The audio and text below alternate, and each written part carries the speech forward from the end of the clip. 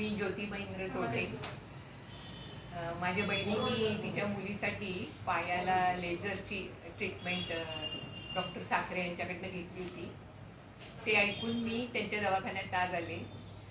गेली 3-4 वर्ष माझा गुडघा डॉक्टरांनी सांगितलं होतं की एक गुडघा 80% झिजलाय, दुसरा 50% झिजलाय, मांडी घालून बसू नका, खाली बसू नका आणि हालचालींना खूप बंधनं आली होती त्यामुळे.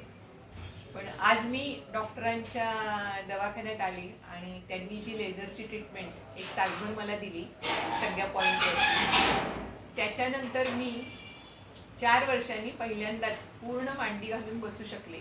बराच वेळ मांडी घालून दाखवा.